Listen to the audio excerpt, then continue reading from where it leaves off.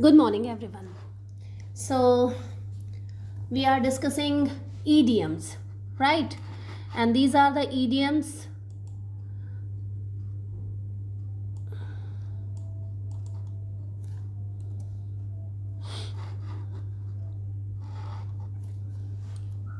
Good morning, everyone. So, today we are discussing idioms, and these idioms really very important part in like in your competitive exams, and especially this lecture is made for RS Mains 2023 and SSC CGL Tier 1, right? Mains के exam आने वाले हैं और SSC CGL के भी tier 1 के exam आप लोग जो भी एस्पिरेंट्स से तैयारी कर रहे होंगे. So these idioms for both the exams, right? RS mains के बहुत सारे लेक्चर्स पहले भी डिस्कस हो चुके हैं. सो आप चैनल को ज़रूर सब्सक्राइब कर लीजिए, राइट? और वीडियोस को शेयर कीजिए, लाइक कीजिए, so that rest of the जो एस्पिरेंट्स हैं वो भी देख पाएँ and they can also avail the opportunity, right? So RS mains 2023 के पॉइंट ऑफ व्यू से और SSC CGL Tier 1 के पॉइंट ऑफ व्यू से these idioms I have selected for you. So first idiom है jump through hoops. So these are the hoops you can see through this picture. These are the hoops, right? These are the hoops. So jump through hoops. यहाँ से jump हो रहा है, then again hoop के ऊपर jump है, then again. What does it mean? You can understand via this picture that jump through hoops मतलब बहुत सारा difficulties, कोई काम करने के लिए बहुत सी difficulties को क्रॉस करना, बहुत सारे जो हर्डल्स हैं उनको क्रॉस करना और देन आप वो कुछ काम कर पाएँ. तो jump through hoops, what does it mean? So explanation I have written down over there. To go through a series of difficult और टाइम कंज्यूमिंग टास्क और obstacles to achieve a goal. And usages, the company required him to jump through hoops to secure the contract including multiple interviews and presentation. Company जो है उसने किसी व्यक्ति के लिए उन्होंने बहुत सारे मल्टीपल इंटरव्यूज़ रखे, प्रेजेंटेशन रखे. So company required him, company जो है कंपनी ने उसको रिक्वायर्ड किया टू जंप थ्रू हूप्स, ताकि वो जंप थ्रू हूप्स कर पाए. These are the hoops. You can understand via this picture. These are the hoops, jump through hoops, right? So now the next one. A bitter pill to swallow. A bitter pill to swallow. You can see this picture. One very cute teddy bear is there. And bitter pill to swallow. Swallow means किसी चीज़ को निगल लेना. Bitter pill मतलब कड़वी जो दवाई होती है वो. So what does it mean? It means like something difficult to accept or come to terms with. कुछ खराब बात हुई है आपके साथ में और आपने उसे एक्सेप्ट कर लिया है, दैट इज़ तो एक ईडियम आता है उसके लिए, bitter pill to swallow. Like this defeat is a bitter pill to me to swallow. ये जो डिफीट है, ये जो हार है मेरी ये जो हार है वो एक बिटर पिल है मेरे लिए और मुझे उसे निगलना ही पड़ेगा, मुझे वो दवाई खानी, कड़वी गोली खानी ही पड़ेगी, राइट? यूजेज देखिए इसका. Losing the championship was a bitter pill to swallow for the team after all their hard work. Team ने बहुत हार्ड वर्क किया लेकिन फिर भी जब उन्होंने चैम्पियनशिप लूज़ कर ली तो it was a bitter pill to swallow. वो एक बिटर पिल थी, वो एक ऐसा एक्सपीरियंस था जिसको उन्हें ना चाह के भी उन्हें एक्सेप्ट करना ही पड़ेगा, ठीक है? Walking on air. Walking on air. You can see with this picture one girl, she's walking on air. You can see over here clouds, right? Walking on air means feeling extremely happy or elated. Elated means बहुत एकदम खुशी से भरा हुआ महसूस करना, खुशनुमा महसूस करना. That is feeling extremely happy or elated. We use idiom walking on air. I'm walking on air today. मैं बहुत ज़्यादा खुश हूँ आज. Usage, after receiving the promotion, she has been walking on air for the past week. वो पिछले week से she has been walking on air. वो तो एकदम हवा में उड़ रही है. हवा में उड़ रही है मीन्स बहुत खुश है. हिंदी वाला जो हवा में उड़ रही है उसका थोड़ा सा अलग मीनिंग आ जाता है, right? Walking on air means बहुत खुश है, एक्सट्रीमली इलेटेड और हैप्पी है. Sweating bullets. You can see with this picture the man is sweating with bullets. Means इतना ज़्यादा स्वेटिंग हो रही है, डर के मारे, घबराहट के मारे बहुत ज़्यादा स्वेटिंग हो रही है. स्वेटिंग बुलेट्स मीन्स बहुत ज़्यादा डर जाना या घबरा जाना, और उसकी वजह से ये ईडियम तभी बना है स्वेटिंग बुलेट्स. राइट. एक्सप्लेनेशन देखिए. टू बी वेरी नर्वस और एंक्शस अबाउट समथिंग. जब आप बहुत ज़्यादा नर्वस या एंक्शस हो जाते हैं, हद से ज़्यादा नर्वस हो जाते हैं, then you can use this idiom. Like she was sweating bullets. बहुत ज़्यादा घबरा गई थी. Usage. He was sweating bullets before his big presentation to the board of directors. Board of directors के सामने जो एक बड़ा presentation उसका होने वाला था, he was sweating bullets. बहुत ज़्यादा उसको घबराहट हो रही थी. See this picture. You can see, you can easily understand sweating bullets, right?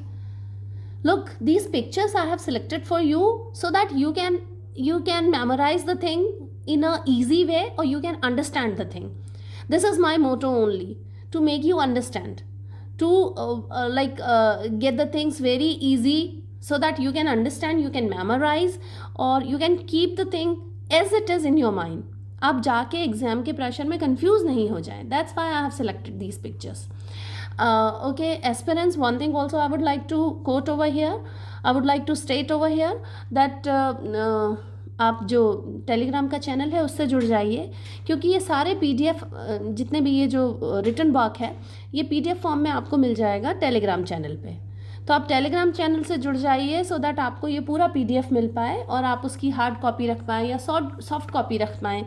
आगे जब एग्ज़ाम को बिल्कुल लास्ट मिनट प्रिपरेशन होता है तब आप ये सारी चीज़ें देख पाएँ, तो एकदम से वो रिकॉल हो जाएगा. Right. Okay, so next one is break a leg. Break a leg मतलब होता है to wish an actor good luck, और to wish a good luck, a way to wish someone good luck, that is break a lag, especially before a performance or important event. जब कोई important event हो तो किसी को wish करने के लिए हम break a lag idiom use करते हैं हम लोग. right.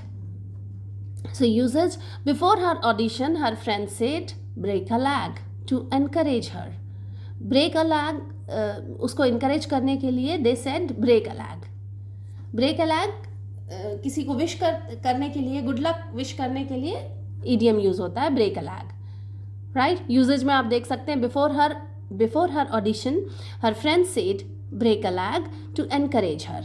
उसको एनकरेज करने के लिए, उत्साहित करने के लिए, प्रोत्साहित करने के लिए उसके फ्रेंड्स ने बोला break a lag.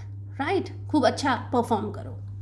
Cast in stone, ये तो पत्थर की लकीर है. ये जो है वो पत्थर की लकीर है, ये पत्थर की लकीर है, ये नहीं मिटने वाली. सो कास्ट इन स्टोन क्या मतलब होता है? Cast in stone you can see in the picture.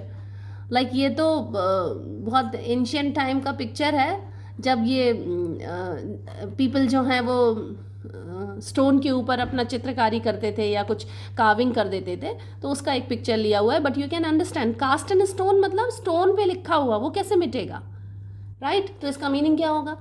Something that is unchangeable और फिक्स्ड. जो चीज़ फिक्स्ड है, जैसे मेरा जो डिसीजन है, I have casted in stone, मैंने तो अब फाइनल कर दिया, ये डिसीजन मेरा नहीं बदलने वाला. सो एक्सप्लेनेशन इसका यही है कि समथिंग दैट इज अनचेंजेबल और फिक्स्ड. राइट. यूजेज देखिए. The rules of the competition are not cast in stone and can be modified if necessary. जो competition के rules हैं they are not cast in the stone. तो cast, ये जो idiom है आपका cast in stone, ये negative और positive दोनों में आ सकता है. Like all the rules should be cast in stone, मतलब बिल्कुल fixed होने चाहिए. And rules are not rules of the competition are not cast in stone. जो competition के rules हैं वो stone पे cast नहीं है, वो बदल सकते हैं, है ना. एंड कैन बी मोडिफाइड, उसको मॉडिफाइड कर सकते हैं, बदल सकते हैं अगर ज़रूरत हुई तो. Nip the evil in the bud. Nip the evil in the bud मतलब जो ईवल है, जो परेशानी है, जो भी बुराई है, उसको बड में एकदम शुरुआती तौर पर, बड जो होती है ना, फ्लावर बनने के पहले बड होती है ना. प्लांट्स में जो फ्लावर बनने के पहले बड होती है, वो बड को ही निप करिए आप. Nip the evil in the bud. Bud में ही ख़त्म करिए कोई भी बुराई को. तो जो भी जिस भी तरह की जब कोई बीमारी शुरू होती है या कोई बुराई शुरू होती है तो वो छोटे तौर पर शुरू होती है, तो उसको छोटे तौर पर ही ख़त्म कर दिया जाए, निप कर दिया जाए, तो दैट इज़ ईडियम, इसी के लिए यूज़ होता है, nip the evil in the bud. ठीक है। It means to stop a problem or wrongdoing at an early stage before it becomes more serious or widespread. It's an expression that suggests taking proactive measures to prevent a negative situation from developing further. For example, if you notice signs of conflict within a team at work, you might address the issue promptly to nip the evil in the bud, preventing it from escalating into a larger or more serious problem. आपको जो भी छोटी सी भी problem हो उसको ज़्यादा एक्सकेलेट नहीं करना है, और उसको you should just nip the evil in the bud. जो प्रॉब्लम है उसको शुरू में ही निप कर देना है, शुरुआती तौर पर ही, तो that is nip the evil in the bud. Okay, so the next is an albatross around the neck. You can see in the picture this man, the albatross, ये एक एल्बाट्रॉस एक बड़ा सा एक बर्ड होती है, ठीक है। तो एल्बाट्रॉस अराउंड द नेक, ये इसके नेक के चारों तरफ बांध दिया है एज अ पनिशमेंट, एक बर्डन की तरह, एक बोझ की तरह नेक के चारों तरफ बांध दिया है, ये एक पनिशमेंट होती है एल्बाट्रॉस। यहाँ पर देखिए नेक्स्ट पिक्चर में वन मैन, ही इज, एक एल्बाट्रॉस बंधा हुआ है उसके पूरे नेक में, मतलब एक बर्डन है उसके पास, right. So this idiom is derived from Samuel Taylor Coleridge's poem The Rime of the Ancient Mariner. एक Rime of the Ancient Mariner एक poem है, और उस poem में लिखा हुआ है, in this poem an albatross is a symbol of a burden or curse that is mariner carries with him as a result of his past actions. जो mariner है उसने कुछ गलत काम किया था, इसके लिए उसे गलती किया था उसने, ठीक है। सो इसके लिए उसका पनिशमेंट क्या किया, एल्बाट्रॉस को उसके गले से बांध दिया है, एक कर्ज की तरह, एक श्राप की तरह, या एक बर्डन की तरह, ठीक है।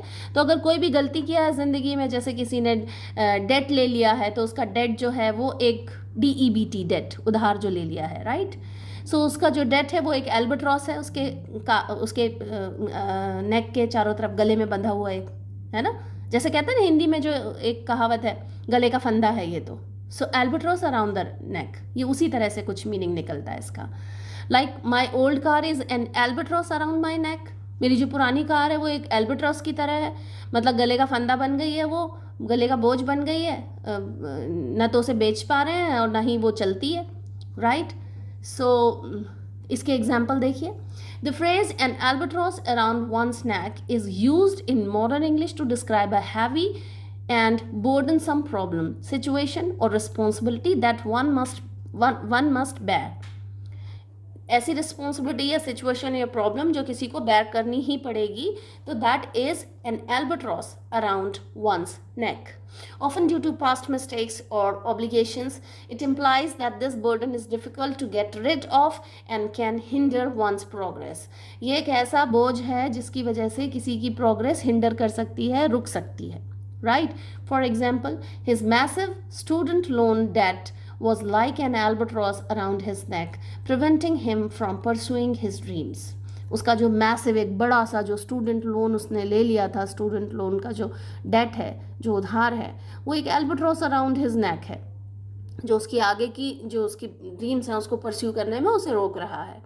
The company's past legal troubles became an albatross around their neck, affecting their ability to secure new contracts. जो कंपनी है उसके जो पहले के जो लीगल ट्रबल्स थे ना, जो उसके लीगल कुछ जो भी उसकी लीगलिटी में प्रॉब्लम जो आई थी, जो केस वेस चल रहे होंगे, उसके legal trouble became an albatross around their नेक.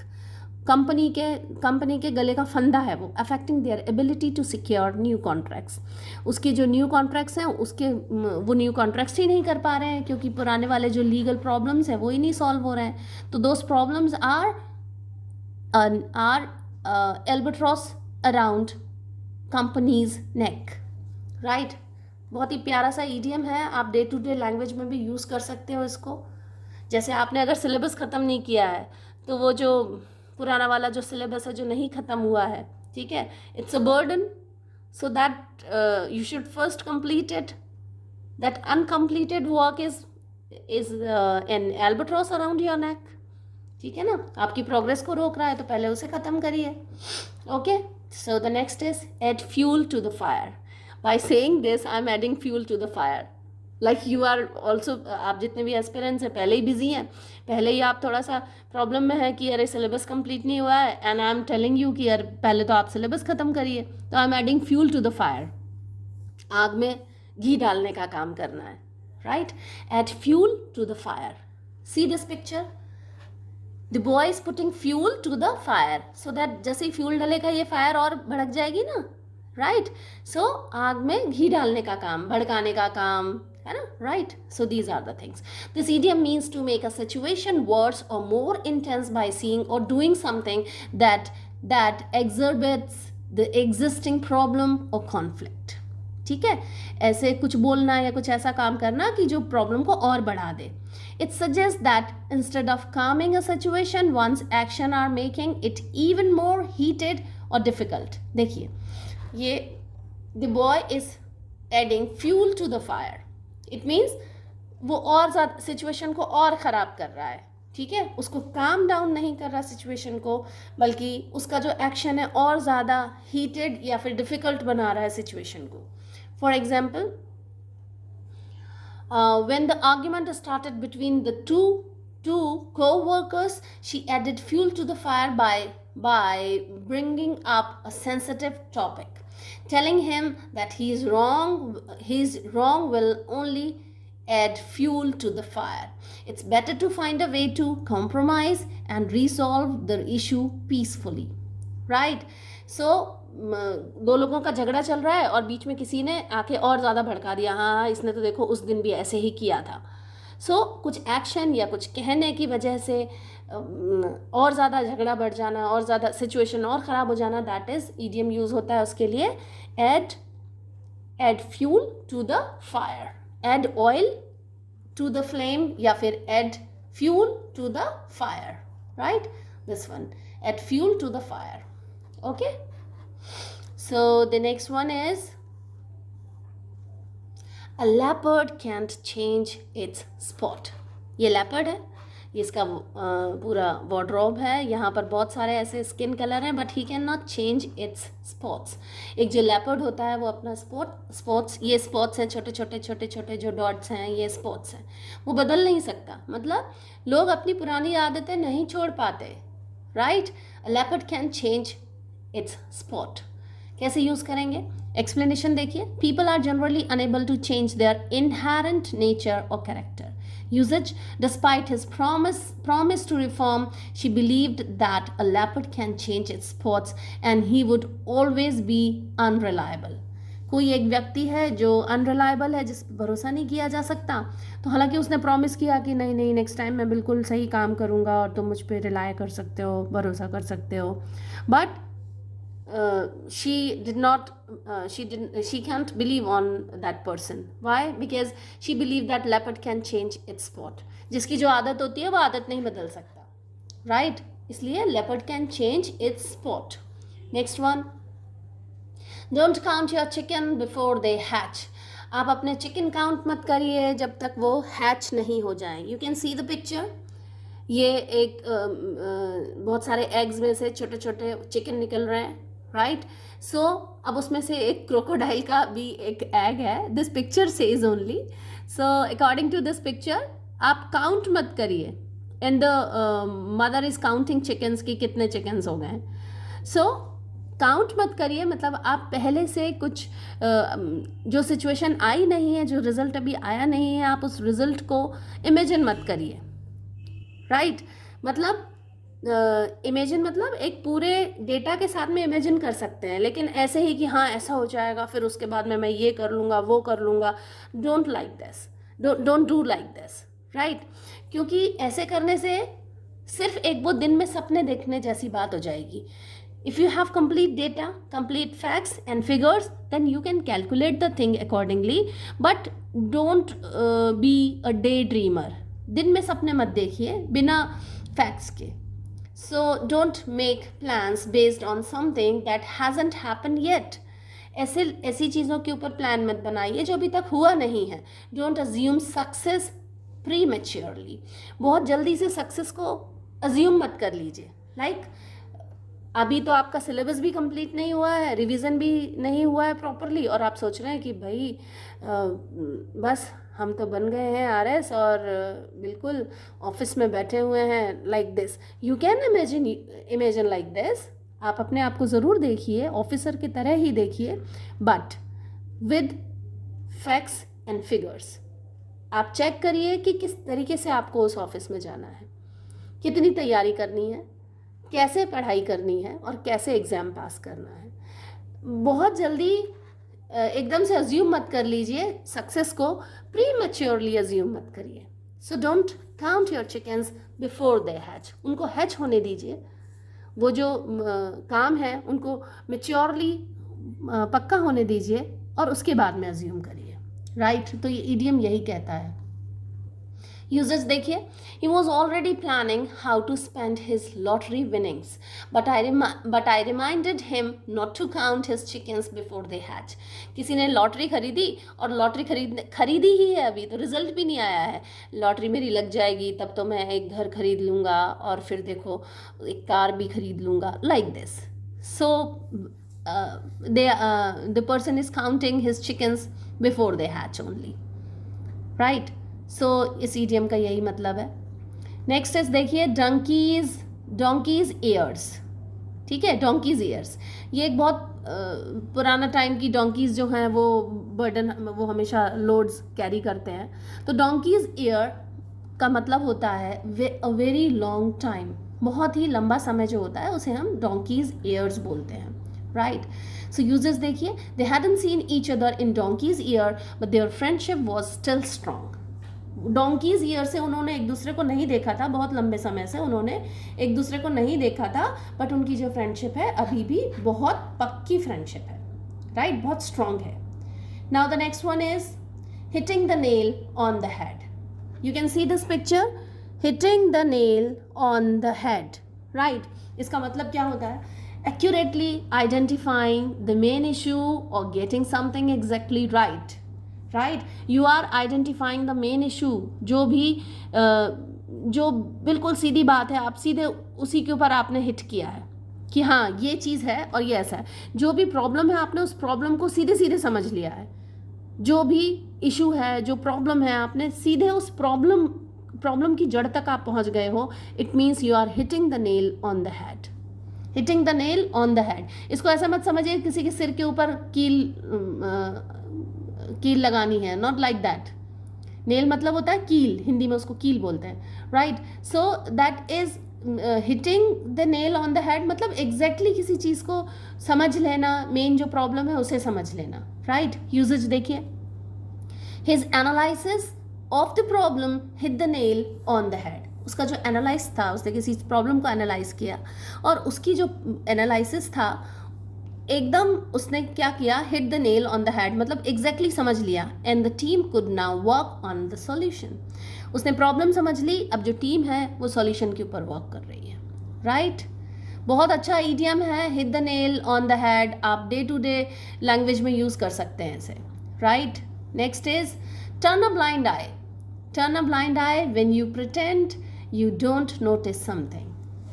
जैसे कि एग्ज़ाम में चीटिंग हो रही है, छोटी मोटी चीटिंग हो रही है, या बच्चे थोड़ा सा आपस में पूछ रहे हैं, लास्ट 5 मिनट्स में बचे हुए हैं और थोड़ा बहुत कुछ पूछ रहे हैं. तो जो ये एग्ज़ामिनर नहीं, जो इन्विजिलेटर होता है, वो इन्विजिलेटर थोड़ा सा ही टर्न्स अ ब्लाइंड आई मतलब इग्नोर कर देता है, देख के अनदेखा कर देता है. ऐसा प्रिटेंड करता है कि ठीक है मैंने कुछ नोटिस नहीं किया, 5 मिनट है, 5 मिनट में क्या पूछेंगे ये. बट थोड़ा आपस में कुछ बात कर रहे हैं तो थोड़ा सा प्रिटेंड करता है कि नहीं देखा है. राइट. तो ये इडियम यूज़ होता है turn a blind eye. To ignore और pretend not to notice something, usually wrong doing और मिसबिहेव. कुछ मिसबिहेव हुआ है, आपने मिसबिहेव को भी थोड़ा सा इग्नोर कर दिया है. तो like I usually turn a blind eye when my students they talk or they do something, not a very intensive thing they are doing in the classroom, लेकिन हाँ ठीक है छोटी मोटी बदमाशी करते हैं तो I usually turn a blind eye, right? Okay, next is usages देखिए इसका.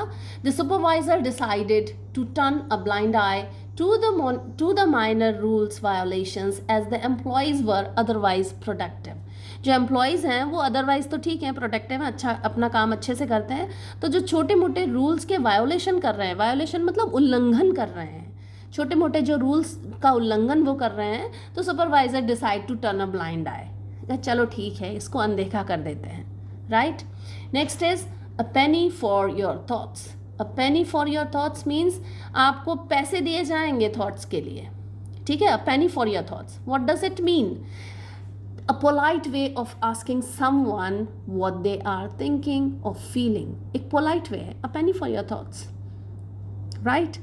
A penny for your thoughts. What are you thinking? What do you feel? So एक polite way है बात करने का, पूछने का. She seemed lost in thoughts, so he said, a penny for your thoughts. वो कुछ ऐसे लग रही थी जैसे अपने ख्यालों में खोई हुई है ना, lost in thoughts. So he said, इसलिए उसने पूछा, अ पेनी फॉर योर थॉट्स, क्या सोच रही हो. एक पोलाइट वे है, क्या सोच रही हो. You can use this in your day to day language. One suggestion for you, all the aspirants, चाहे वो RS के हों, RS मेंस के एग्ज़ाम के एस्पिरेंट्स हों, चाहे वो SSC CGL Tier 1 then Tier 2 की तैयारी कर रहे हों, सबके लिए एक सजेशन है, स्पेशली ईडियम्स के लिए. Use them.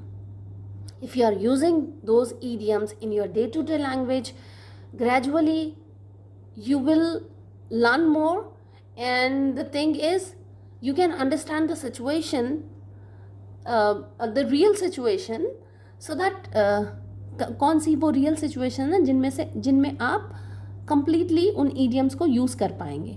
So in the exam, if you will find out the very some twisted question in your exam paper, then also you will be able to understand the appropriate or the right answer.